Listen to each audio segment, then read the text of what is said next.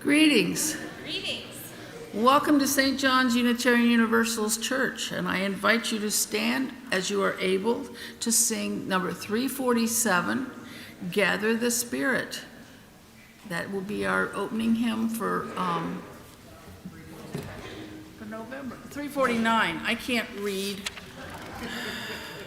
349, We Gather Together. I just was off by a page or two. You want to do an intro, please?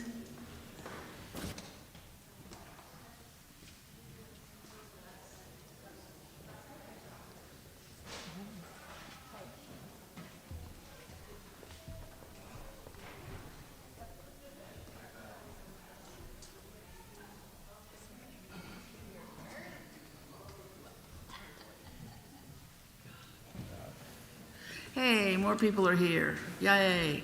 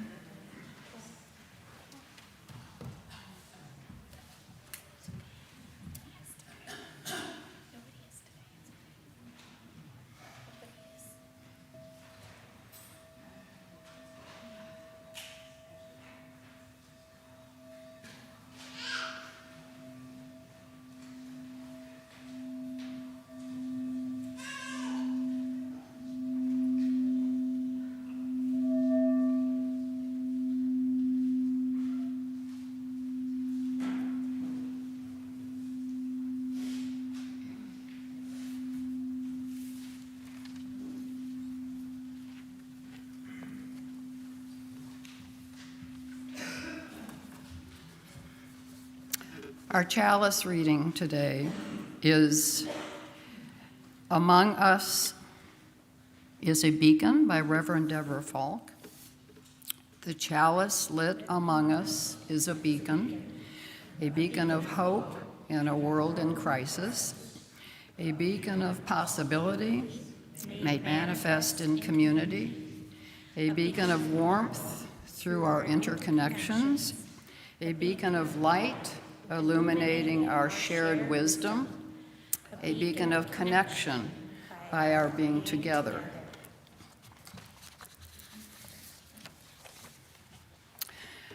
Good morning and welcome to St. John's Unitarian Church. My name is Gay Glasscott and I am the worship associate this morning alongside our minister, Reverend Jenn Gracen. Whether you're here because worshiping with us is part of your Sunday routine, or whether you feel like everyone else in our country has been experiencing extreme anxiety and stress, impossible to return to any level of normalcy. On this morning, which is a beautiful morning, days before the official election day, we gather to proclaim that we belong to one another and that others belong to us as we attempt to move forward, helping each other one step at a time. As a liberal, conscientious, and very loving community, we welcome you all because we need each other. We are at a crossroads in our history, a moment in time when democracy is not just a word or a system of government, but it's a living, breathing promise, a covenant that we make with one another. This is a shared journey, a collective responsibility, and a profound act of faith in one another. Regardless of the election outcome, may we journey forward together with grace, with purpose, and with phenomenal commitment to the common good, just as we have always done in the past. Welcome.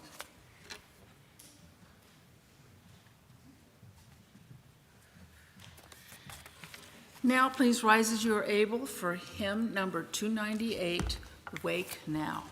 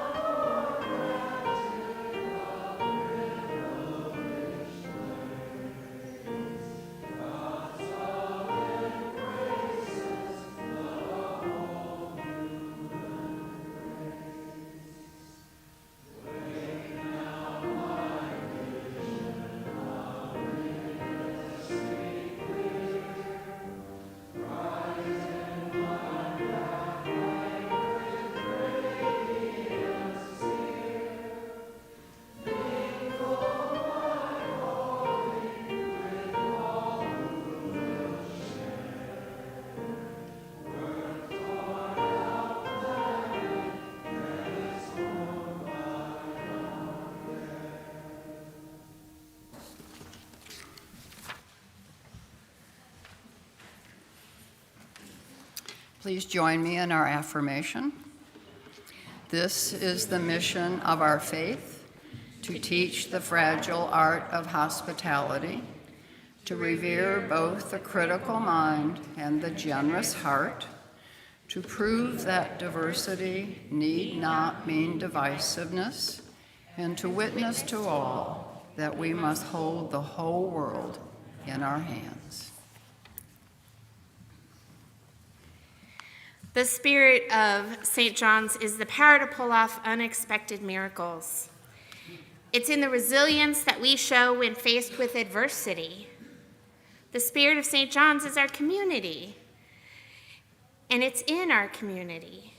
We have learned that together there is little we can't do. And it's why we honor the sacredness of this community each week with our ritual of joys and concerns. But today we have two extra special ways we are going to celebrate all that is good and joyful in this community. I'd like to start by inviting Wanda up to share something that exemplifies what St. John's can do as a whole.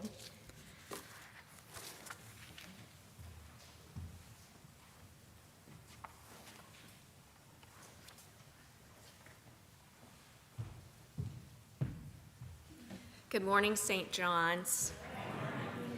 So on Tuesday night, a bunch of us from St. John's went to Found House IHN's volunteer appreciation event. And in the picture, you can see some of the St. Johners who were there, as well as some of our friends from Heritage UU and Cincinnati Southern Baptist, who are support congregations for our Found House program. So in addition to socializing and some nice snacks, they give awards at the annual volunteer appreciation. And we received a very, very impressive award, which is Host Congregation of the Year.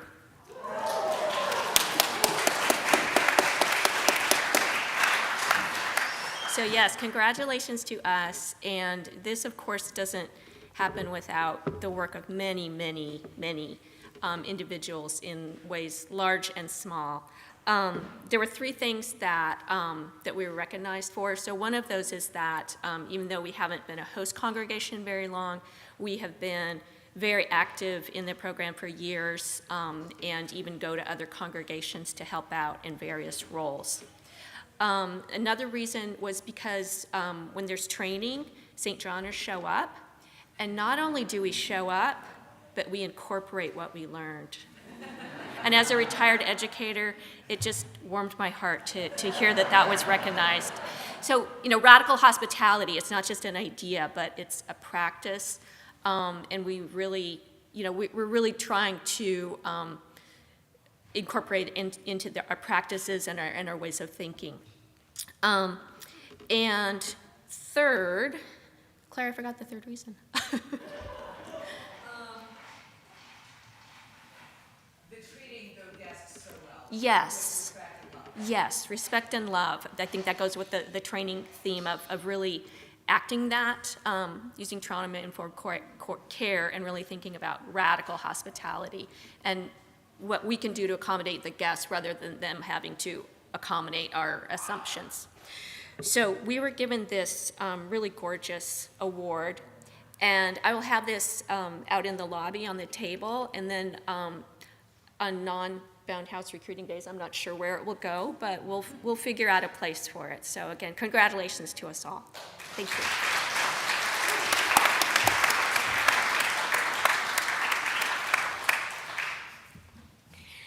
Next, I want to invite Nancy Henry up to present our Spirit Award, where we recognize individuals and groups who've exemplified the spirit of St. John's.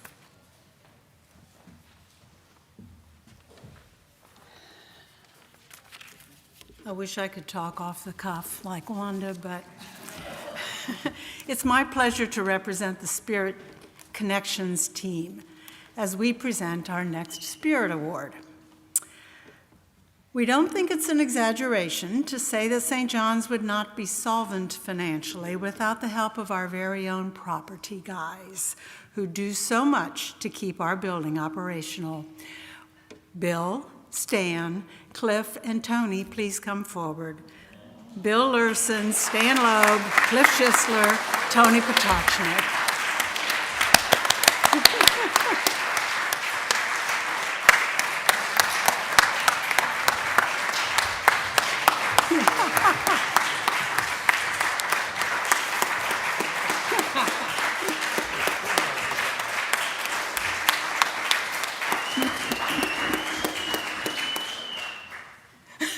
I have a lot to say, so you'll get to clap again. A bit of history about this team. The late Dick Ryman, who lived from 1923 to 2007, grew up at St. John's when the building was located at 12th and Elm. Dick followed the church to Clifton and was on the scene when the first service was held in Crow Pfeiffer in 1952. And Dick was still here in 1960 when this room, the sanctuary, was completed and the first service held in it. Dick knew the physical workings of both the original building and the sanctuary addition, and he dedicated himself to keeping everything functioning well. Many, many years ago, Bill and Stan took on a similar function, and they called themselves Ryman's Crew. As time has moved forward, Cliff and Tony have joined Ryman's crew, and Stan and Bill and the four of them are the crew now, the basic crew. However, we know that many of you have also participated with occasional projects, but we're very nervous about mentioning names because we'll surely leave the name of someone out. But there are not only men but women who have done a lot of things to help with occasional projects. I'll also mention that if you are a talented and willing participant or helper, the more that we can do with these guys to keep our building in shape, the more money we save. If you have the interest and ability, please talk to these guys. I expect they'll be happy to put you on their call list. Now, Jeff Flanagan, yay! He's coming in on his own.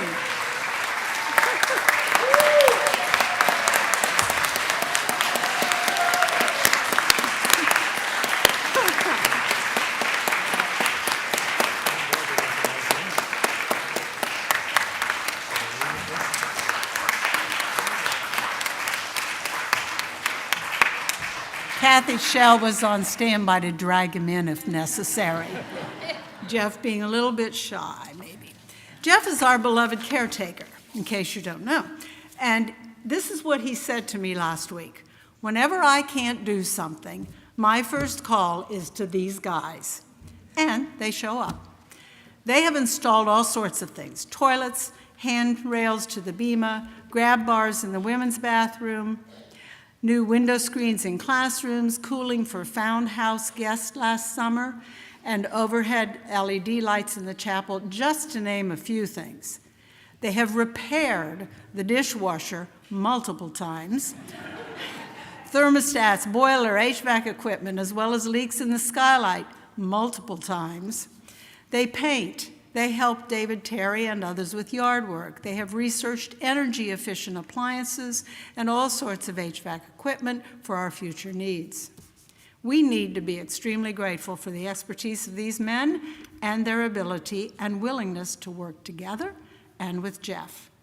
We are so lucky that we do not need to call a professional for every repair or installation. These guys are constantly doing something behind the scenes. When you see each of them, you might ask, what was their latest project? And then thank them again.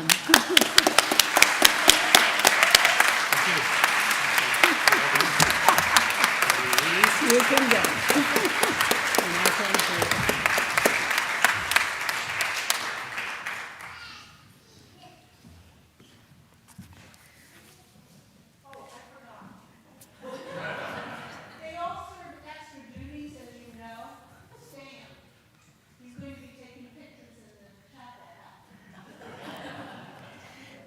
For those of you who weren't close to her, she said Stan is going to be taking pictures after the service in the chapel.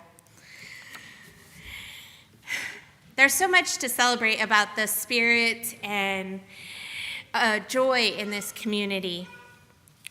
And we recognize that our own lives include times of joy as well as concern. Each week at St. John's, we honor the experiences of our lives in our ritual of stones for joys and concerns. We do this by placing stones into the sand. And if you would like a joy or concern to be read aloud, please leave them on the table. Or if you are joining us online, you can place them in the chat. Let us begin our ritual.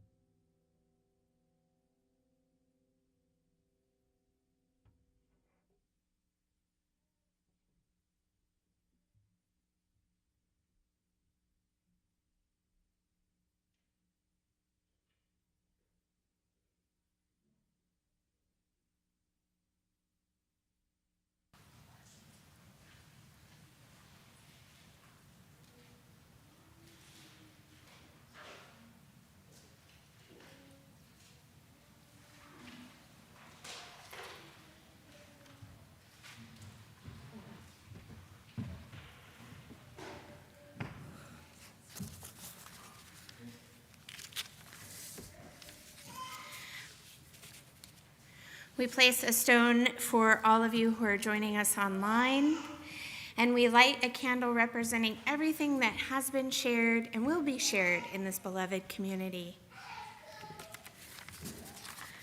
We have a few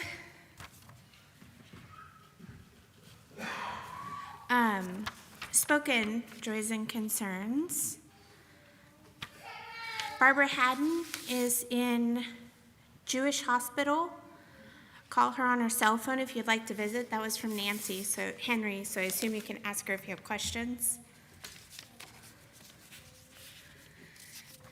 Please keep Claire and Chris's great-nephew Ridley in your thoughts and prayers as the 4-year-old faces another surgery. This one this week is to remove a strange growth on his gums that will involve removing some teeth and bones. We will do that. And Pete is feeling some stress at work. He's in need of support.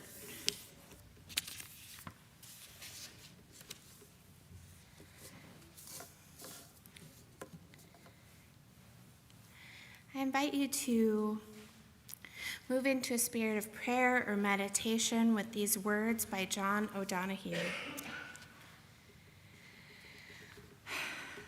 On the day when the weight deadens on your shoulders and you stumble, may the clay dance to balance you. And when your eyes freeze behind the gray window and the ghost of loss gets into you, may a flock of colors, indigo, red, green, and azure blue, come to awaken in you a meadow of delight. When the canvas frays in thought and a stain of ocean blackens beneath you, may there come across the waters a path of yellow moonlight to bring you safely home. May the nourishment of the earth be yours. May the clarity of light be yours. May the fluency of the ocean be yours. May the protection of the ancestors be yours. And so may a slow wind work these words of love around you, an invisible cloak to mind your life. Amen. As we move into our time for all ages, we have a video that we're going to share from Reverend Sierra Marie. She is our remote children's religious education consultant.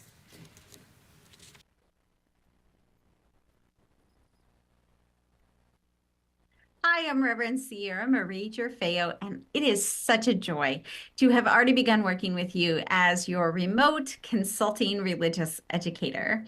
I'll be with you through early February, and during this time, we're going to be doing 2 important things together. Some of this has already begun with families in some ways, and we are going to grow it and deepen it and expand it out into the rest of the congregation, because religious education is something that whole congregations do together. So the first thing is that religious education theorist Maria Harris taught us that a congregation is a curriculum. You are doing religious education for children and youth in your congregation right now.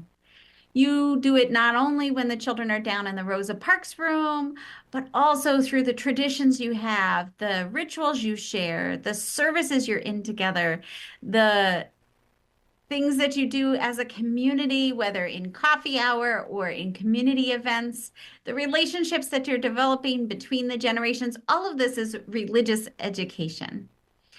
We want to work on recognizing those forms of religious education so that you can be intentional about what it is you are teaching. And we can develop that and expand that into new forms and grow it and deepen it and help it become everything that it can possibly be right now. But of course, you're also thinking about the future, and the future is changing. Things do not look the same in this field than they did even a few years ago. So the second thing that we're going to be doing together is a needs assessment for children, youth, and families in your community, and a congregational vision setting process around that needs assessment so that we can find ways to minister to children, youth, and their families in relevant ways that fit with the future and that invite families in with enthusiasm and joy and into all of the possibilities that you can create together. Some of the work that I'm doing is kind of behind the scenes and invisible, like administrative support or helping people choose stories on Sunday or working with volunteers to strengthen systems, things like that. So you may not always see me in ways that are super visible to you, especially with me working remotely. But I want you to know that I am here for your ideas and your conversations and your hopes and your dreams and all of that. Bring it to me, please. Share it with me. So contact me, reach out at any point in time, and I would be happy to hear from you. And lastly, I want to let you know that I'm going to be publishing in the e-news on a regular basis some resources that I would really appreciate it if you could engage. They're going to be things about the changing landscape of children, youth, and family ministry, the changing landscape of family life.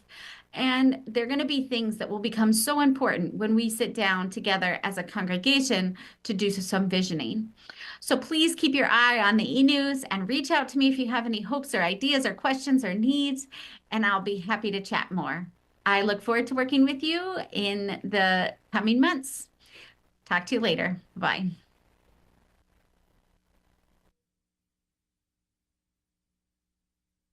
And now it's time for our story for all ages. I'm going to call Alicia and all of the children and families and anyone who wants to come forward for this really excellent story called The Night Owl. Any joiners? Thank you, Reverend Jenn, for inviting me to read The Night Owl today for our story. And I got a chance to read it. It's a really cool book. So Sierra Marie printed out a lot of nice pages, coloring pages for the kids. So that's one of the ways that she is serving our congregation that you might not necessarily know, but the kids have been loving coloring the owls. Hi, River. All right. And I don't think I'm going to be able to hold the microphone and stand and turn pages all at the same time, so I'm going to have a seat as well. And I will try to describe some of the pictures. They're going to be up on the screen, Alicia. Please? They're going to be up here. Oh, they're going to be on the So screen. you don't have to describe them. Sweet. All right. All right, I'm going to go ahead and get started. This book is called The Night Owl, and it's written by Christopher Dennis. Does anybody know what a knight is? Yes, Lexi. Someone who protects the kingdom and he's in shiny armor. Okay, someone in shiny armor who protects the kingdom. Hazel, do you have something to add?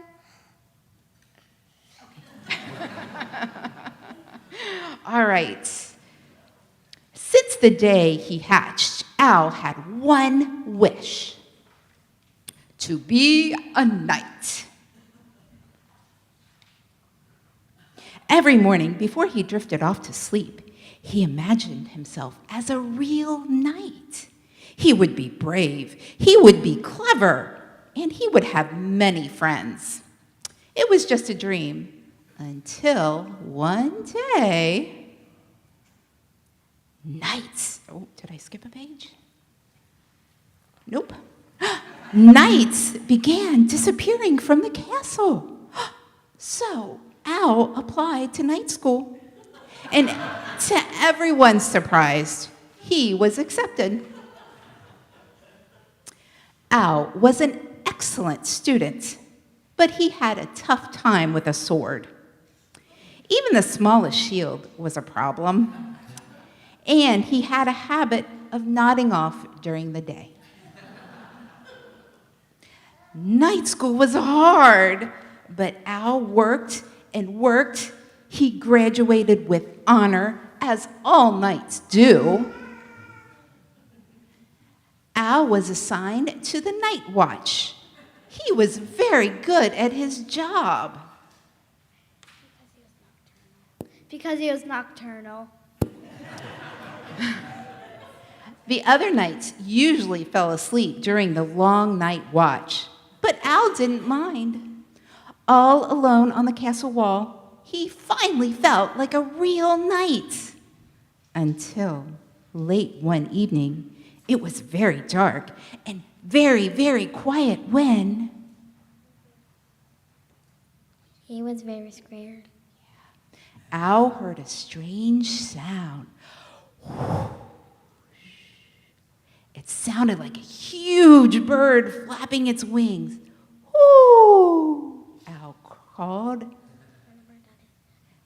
Wonder what kind of bird that is. We're going to find out what kind of bird that is. He heard the sound again. Hoo, hoo. He called. Hoo, hoo, hoo, hoo. Al called. Who, me? Said a deep voice. Who, you? Asked Al. I'm a hungry dragon, said the dragon. Al was very afraid. Tristan had it right. But because he was now a real knight, and knights are brave, he puffed out his feather and he said, I am an owl, and I am a knight of the night watch. He is always very scared. You don't look like a knight, said the dragon. You look like a midnight snack. Al's feathers trembled, but because he was a real knight and knights are clever, he said, you don't want me. I'm too small, hardly even a mouthful. A mouthful is enough, snarled the dragon. I'm all feathers and fluff, said the owl. A great dragon like you needs something tastier and more filling. How about a pizza instead? It turned out that the dragon loved pizza. They talked about how each of them had hatched from eggs, how much they liked the knights, and how flying was hard to explain to someone who had never done it before. They really had a lot in common.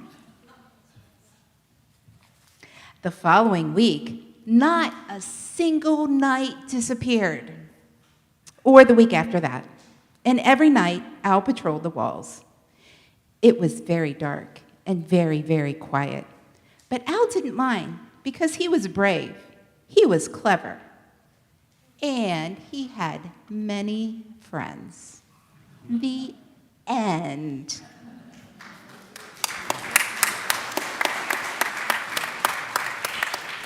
All right, so this is a great story. What do you guys think the moral of the story, or what's that underlying lesson to be learned from the owl? What do you think? What do you think, Lexi? To be brave. To be brave. Yeah, Tristan? To be really nice, helpful. To be nice and helpful. To like, even though you're scared, you can still find you're a lot in common with the person or thing you're scared of. Yeah, that is really great, Lexi. Yeah, because you know, it's fine to say you're brave, but even people who are really brave feel scared sometimes, don't they? Yeah, and it's hard to be nice sometimes when you're scared. All right, I think we're going to go down and play. So thank you all for listening. And now is the time to sing the children out. The words up there?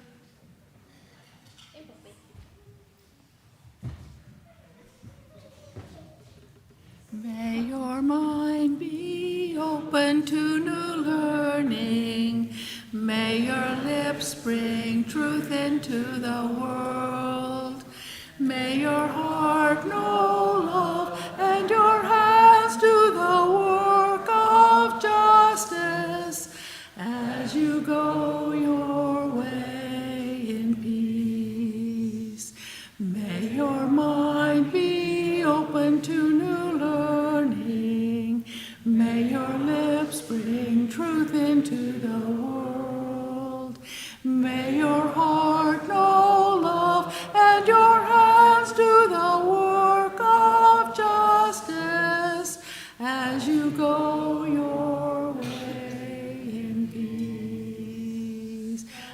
you go your way in peace. Thank you, Edie. I'd like to invite Ann Septic up to introduce our Split the Plate recipient.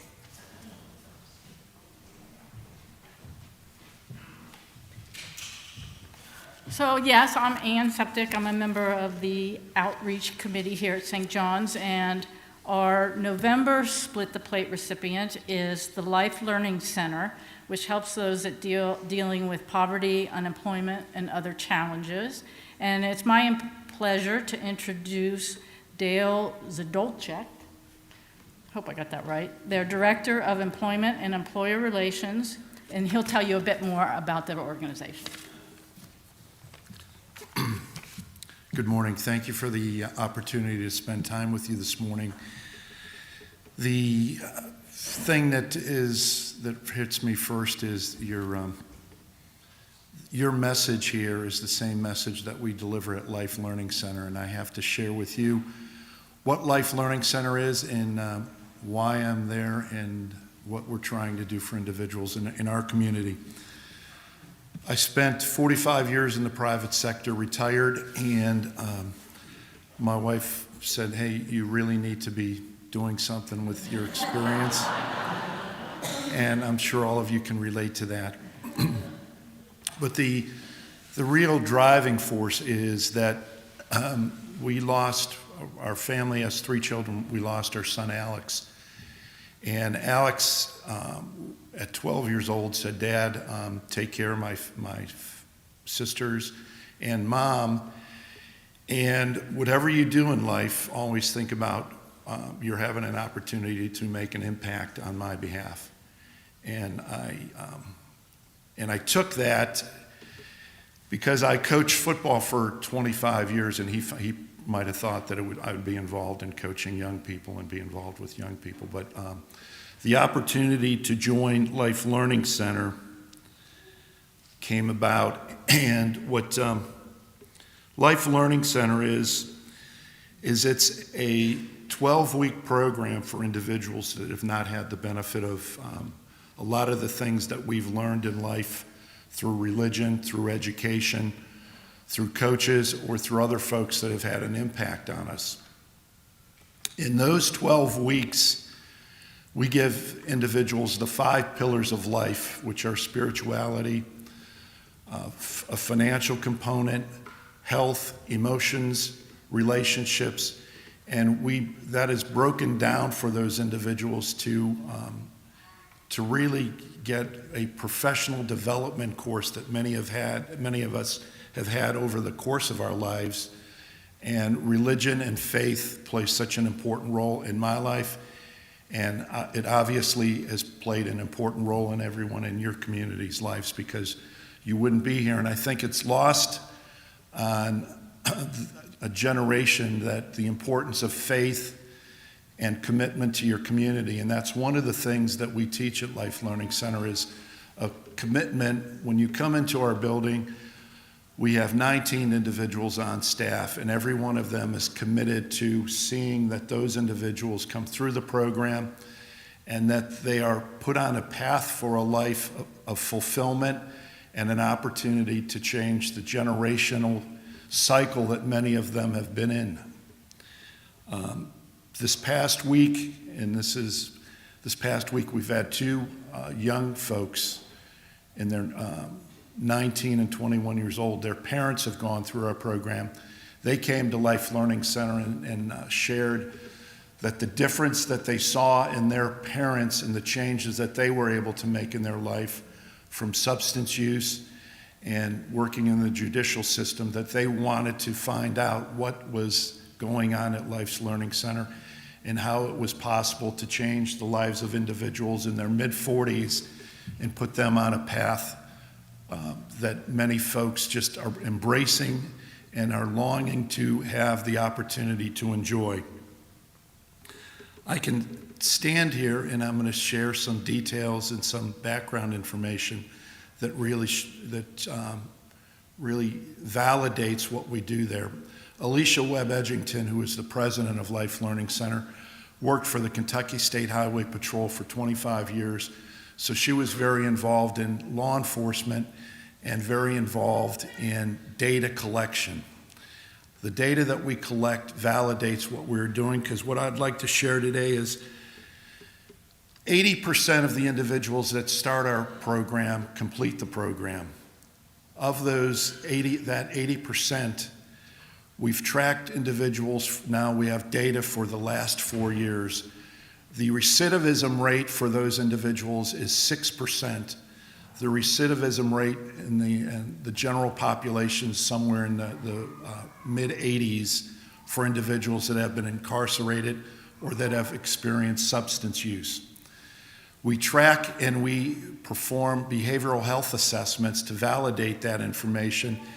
And one of the things that we really focus in on is it's a risk resiliency assessment.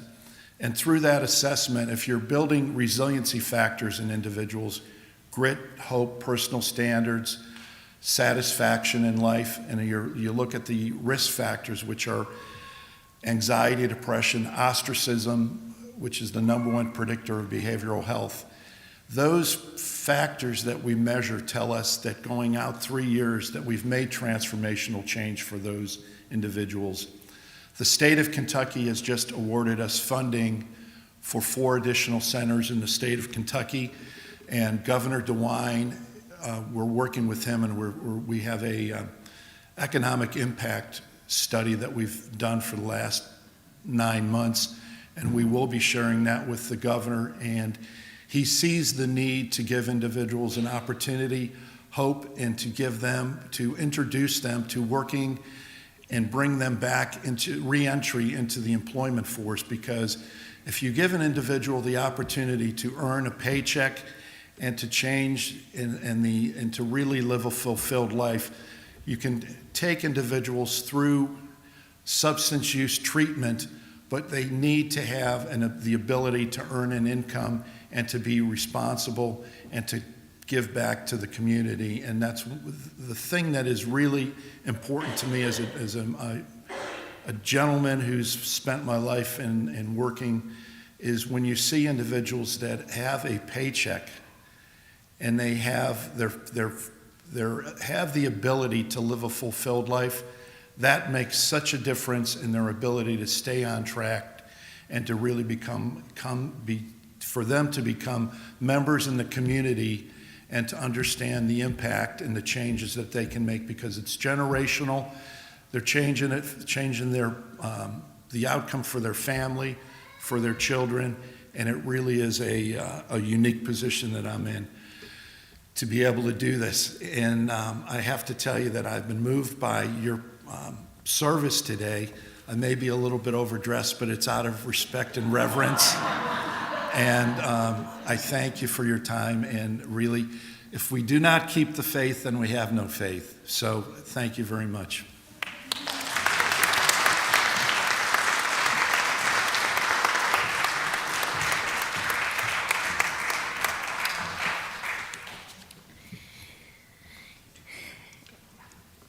As we move into our offering time, I share these words of Kristen Collins. We give to remind ourselves how many gifts we have to offer. We give to remember that we are part of something bigger than ourselves. We give because we believe in music and sacred space. We give with the faith that together we have enough.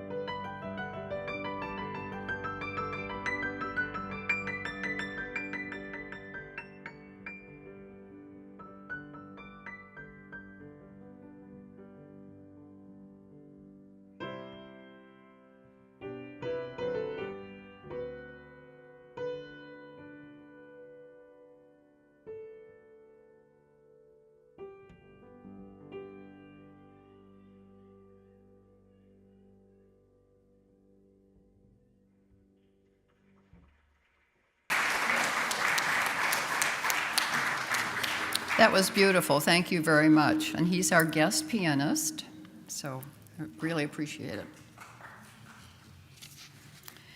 Our reading today is called A Letter in Return by Reverend Lynn Unger. And how do you live, and what are your fears during this crisis? What questions to surface after midnight from across the world? In your country, is it the time of day to wrestle all the existential and daily dreads until, like Jacob and the vicious angel, they conceded to bless us? I'm afraid that people I love will die. I'm afraid that my child is inheriting a world so much harsher than what she deserves. I'm afraid that desperate times call for desperate measures, and I am not quite desperate enough. Should I go on? I'm afraid that people have wandered away from the very idea of truth. I'm afraid we have unlearned how to speak and how to listen. I am afraid the fabric that holds us together is woven more loosely than I thought, and people keep slipping through. And how do you live? With grief? With fear? With laughter? With boredom? With glee? With contentment? With fury? With hope? With the firm conviction that no thing cancels any other thing out. Death does not cancel life. Grief does not cancel joy. Fear does not cancel conviction, nor any of those statements in reverse. May your heart a bowl that is large enough to hold it all.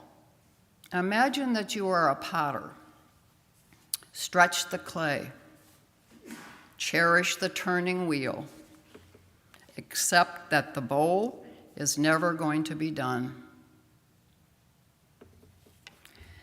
We're going to save our hymn, Lean on Me, for another time.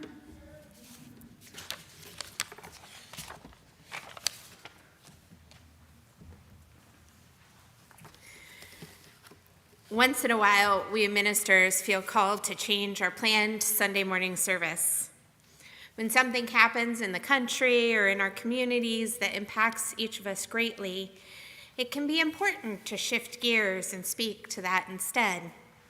That's what happened with me this week.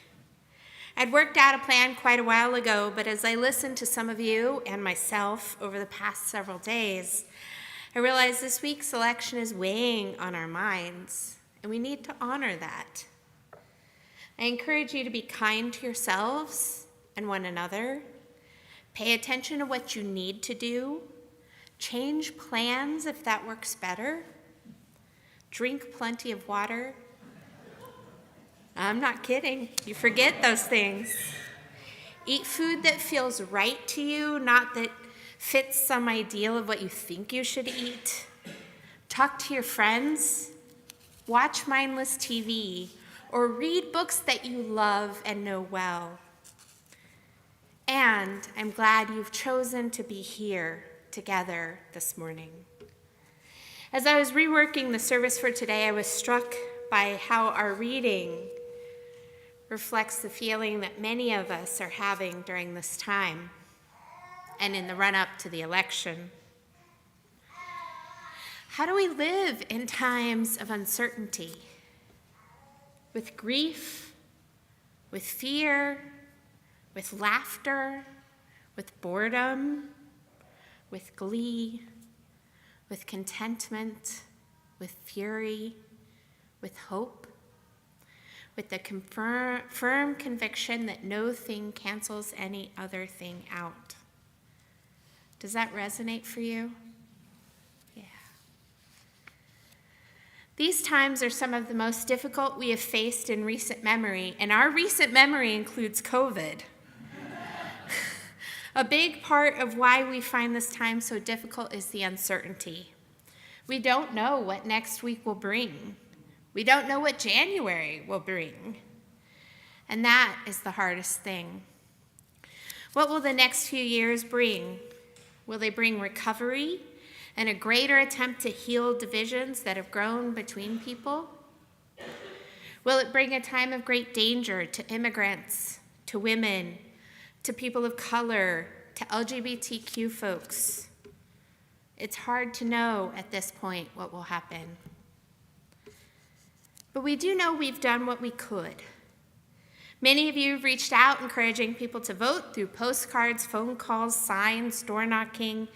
You yourselves have voted or will be voting on Tuesday, right? Yes. But is it enough? There is a prayer that comes out of the New Zealand prayer book in the Anglican tradition. It is a prayer before rest.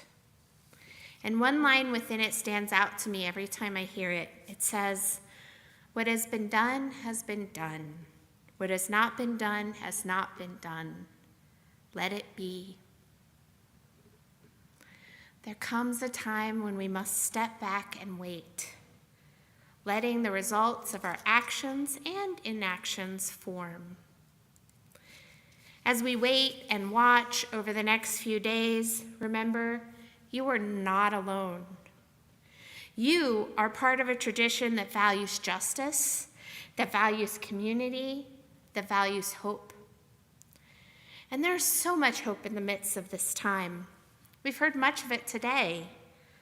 And we don't have to give it up, regardless of what happens in the next few weeks, in the next few months. If things go well, whatever that means for you, we must get back up and continue the work and root our hope in our actions. Rebecca Parker says, social action is an incarnational event. It mends the split of mind from body, individual from community, and neighbor from neighbor.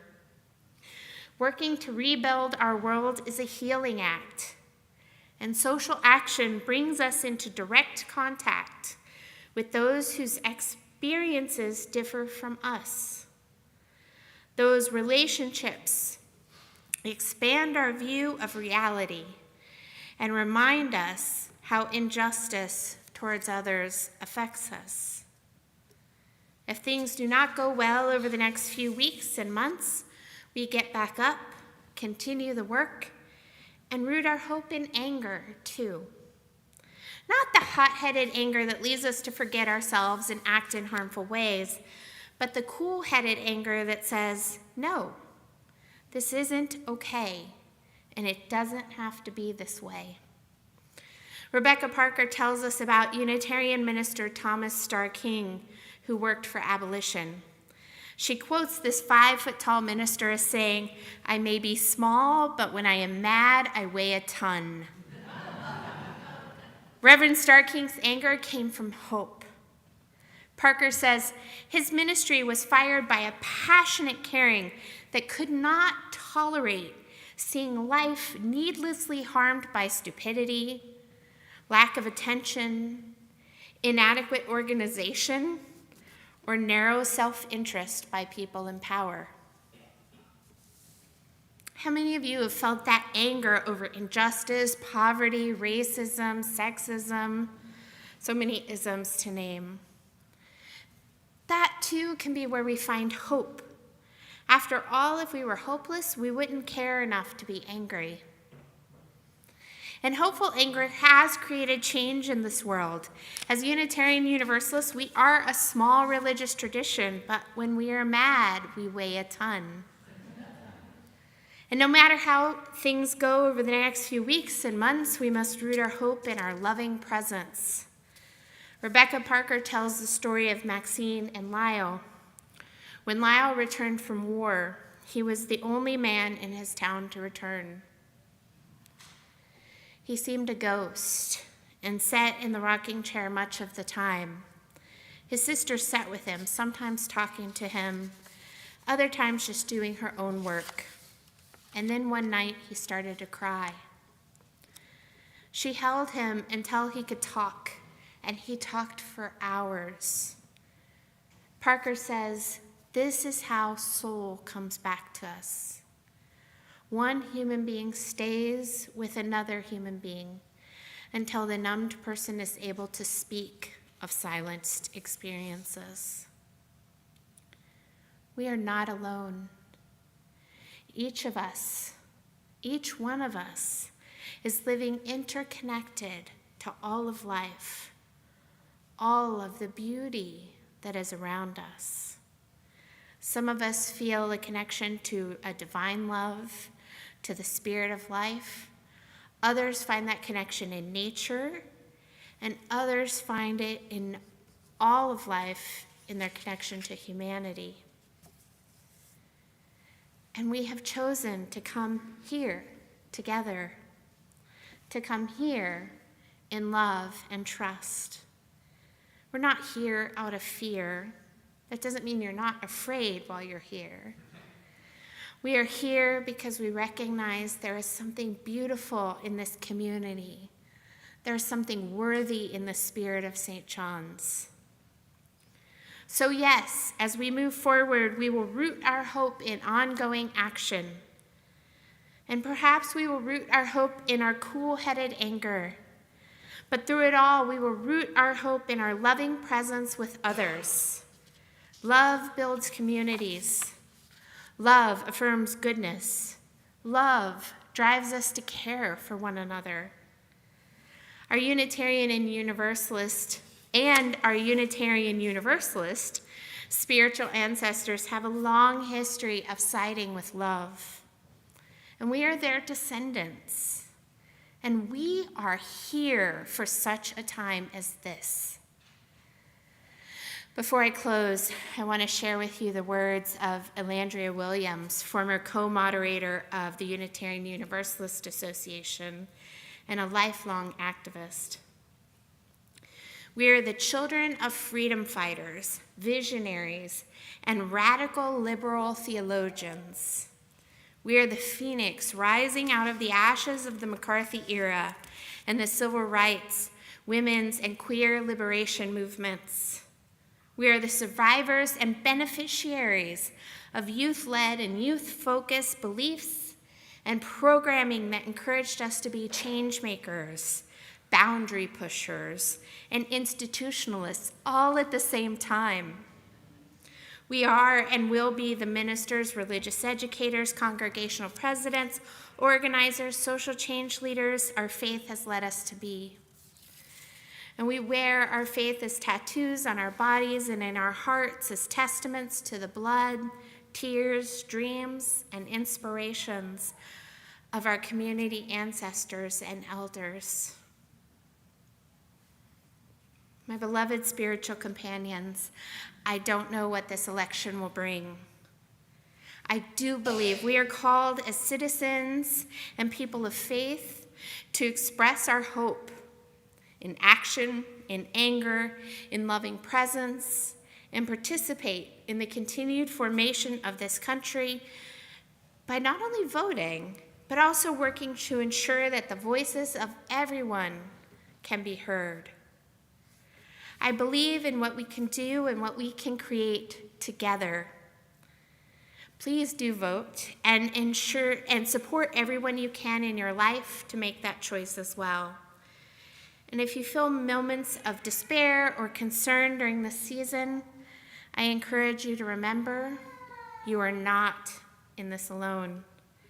With the backing of all those who have come before, together we move forward in hope. And maybe, just maybe, we will find that what the dragon wants is pizza. Blessed be. Amen.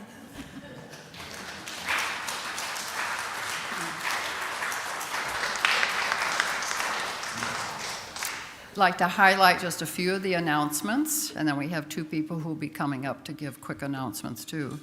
The men's group meets tonight at 6. There'll be a guest speaker presentation, and then the monthly potluck. Santa's Kitchen, that's a big holiday fundraiser for St. John's, so there's information and dates about Santa's Kitchen. Make sure you take a look at that. The picture wall Hugely important, if you want your picture, a new picture taken, Stan is going to be set up right over here, and he will be there after the service to take your picture, and as many as it takes to have it look exactly the way you want it. I remember the year he took mine, it took like 10 of them, and I thought, well, okay, that one will do. So know that he'll work with you, so make sure you're there. Amy Munson has a quick announcement for us.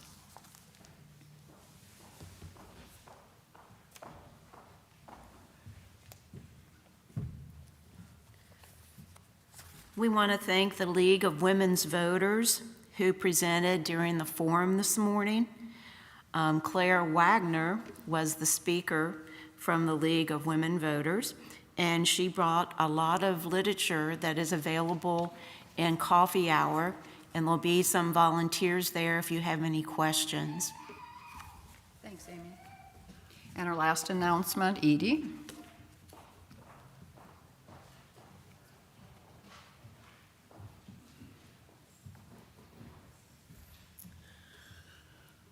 We're having a soup and bread lunch to benefit our partners at Nard St. Laszlo next week. Usually, we have our act together. I'm going to blame COVID, post-COVID, and fogginess and other symptoms that all of a sudden it was November, and I'm going, oh. Anyhow, it's next week. We need to pull it together. So I hope people will sign up on the sign-up sheet. And I appreciate everything that everyone does. Thank you so much. And now, our final hymn is There Is More Love Somewhere. Can you give me an F, please? F. There is more love somewhere. There is more love somewhere. I'm gonna keep on till I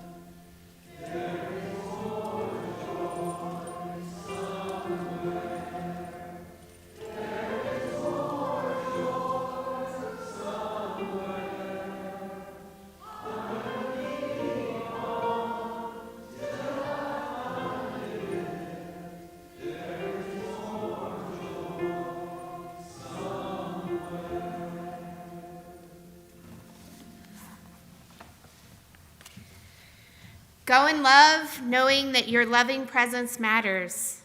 Go in love, knowing you have the power to create a better world. Go in love, knowing even your anger can be sacred. Go in love, knowing you are loved. Go in love, go in peace. Blessed be.